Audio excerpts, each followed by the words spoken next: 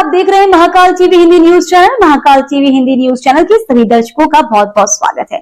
मैं हूं आपके साथ अंकिता। आइए शुरुआत करते हैं आज की कुछ खास खबरों से। सपा नेत्री जूही प्रकाश के वायरल वीडियो के बाद उसके पति का भी वीडियो आया सामने। वीडियो वायरल कर जूही के पति ने सपा नेत्री पर लगाए गंभीर आरोप। खुद को प्रताड़ित किए जाने के लगाए आरोप। सपा नेत्री और उसके पति के बीच चल रहा है आपसी विवाद। दोनों ने एक दूसरे के खिलाफ करा रखे हैं गंभीर धाराओं में मुकदमा दर्ज। सोशल मीडिया पर वायरल हुआ वीडियो। आप लोगों ने देखा था कि काफी टाइम से मैंने अपना फेसबुक और सोशल मीडिया बंद करके रखा था, क्योंकि मैं अपनी पर्सनल लाइफ से रिलेटेड कोई भी चीज पब्लिक नहीं करना चाहता था। और मेरे पास बहुत सारे सबूत, बहुत सारी चीजें थी। मुझे इस पुलिस प्रशासन पर और सरकार पर और सिस्टम पर पूरा भरोसा है और पूरा भरोसा था भी। इसलिए मैंने इस चीज को या लाइव आके या फिर ये उल्टी सीधी चीजें सोशल मीडिया पर डालना या इस तरीके से करना उचित कभी नहीं समझा। और कोशिश करूंगा कि संक्षिप्त में ब्रीफली अपनी बात में आप सब लोगों तक पहुंचा पाऊं, क्योंकि अब ये बहुत जरूरी हो गया है। मैंने एक लड़की की मॉडेस्टी समझी, ठीक है। एक महिला की मॉडेस्टी क्या होती है, समाज में उठना बैठना, ऐसी ऐसी चीजें मुझे पता चली, लेकिन कुछ भी मैंने आप लोगों से डिस्क्लोज नहीं किया। लेकिन अब जब सारी चीज मामला ठंडा पड़ गया था, सब कुछ पुलिस और कानून के हाथ में चला गया, कोर्ट के हाथ में चला जा रहा है, तब उसके बाद स्टिल लाइव कर करके मुझे मेंटली टॉर्चर किया जा रहा है और मेरे परिवार को बिना बात के लिए घसीटा जा रहा है। उसमें उनका कोई रोल नहीं है। 17 सितंबर को जो मेरे साथ में जो घटना हुई थी, आप सब लोग उससे बहुत अच्छी तरह वाकिफ हैं कि मेरे पे जान से मारने का हमला हुआ, मेरे चोट आई, हॉस्पिटल में मैं एडमिट हुआ, 27 टाके मेरे लगे, उसके अलावा 3 कट मेरे और हैं वहां पर, सर में मेरे चोट लगी, ठीक है।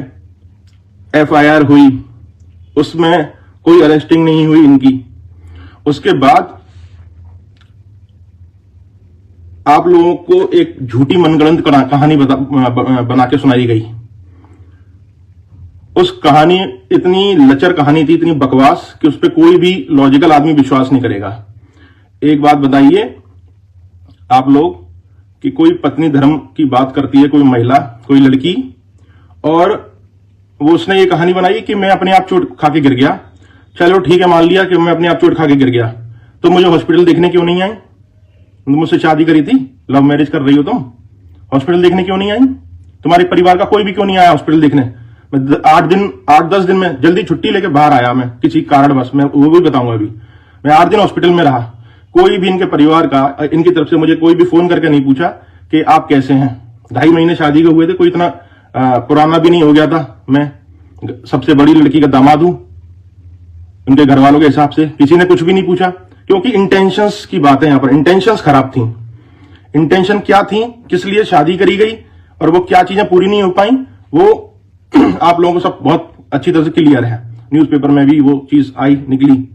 और उसके इतर हमारे परिवार के खिलाफ 1 महीने बाद एफआईआर हो जाती है, बिना बात की एफआईआर। मेरे कभी घर नहीं आई।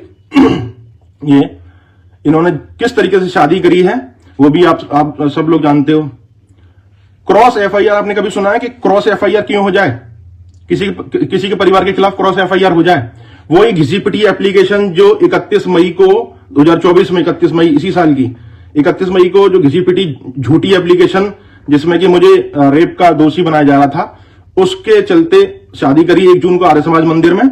और उसके बाद वही एप्लीकेशन का पहला पन्ना सेम रखा गया है। मैं आपको अब दिखाऊंगा, अभी मेरे पास है उसका पहला पन्ना सेम रखा गया है। ये जो है, अभी मैं शेयर भी कर दूंगा साथियों।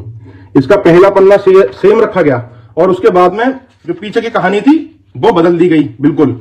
इसमें मैं बलात्कारी हूं, मेरे भाई बलात्कारी हैं, मेरे पापा बलात्कारी हैं, फिर तुम इतने शादी क्यों कर रहे हो बलात्कारियों के परिवार में? तो मैं उसी समय डिसीजन लेना चाहिए था भाई कि हम क्यों शादी कर रहे हैं ऐसे परिवार में। उसके बाद फिर दहेज का भी एंगल आ गया, क्योंकि मैंने अपने जानलेवा हमले पे एफआईआर करा दी, इसलिए दहेज का केस लगा दिया। उल्टे बहुत सारे आरोप उसमें झूठे। जो बच्चे रोज मेरे घर पे आते थे, पेट्रोल पंप में जाता था, उनको काम सिखा रहा था, क्योंकि मेरा एग्जाम आ रहा था, इसलिए पेट्रोल पंप उनके हवाले छोड़ रहा था मैं। तो वो रोज रात को हम लोग जब लौटते तो वहां पर फ्लैट में जाते, वो रोज भैया नमस्ते, भाभी नमस्ते, पैर छूते दोनों तीनों।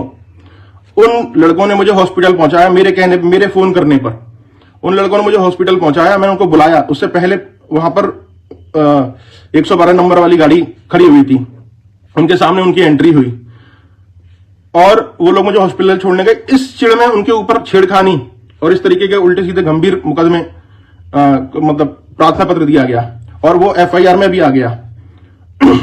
जब एफआईआर होने वाली थी उसी दिन सुबह से सत्यमेव जयते सत्यमेव जयते, यहाँ पे ईगो की लड़ाई चल रही है कि न्याय की लड़ाई चल रही है? ईगो की लड़ाई है ये, दबाव बनाने के लिए एफआईआर कि मैं अपनी केस वापस ले लूं, साथ में रहूं। क्यों साथ, कैसे साथ में रह लूंगा? मुझे डर लगता है, मैं हॉन्ट हो गया हूं, मेंटली टॉर्चर हो गया पूरी तरीके से। मैं मेरे कुछ भी मैं करने बैठता हूं, मेरा किसी काम में मन नहीं लगता।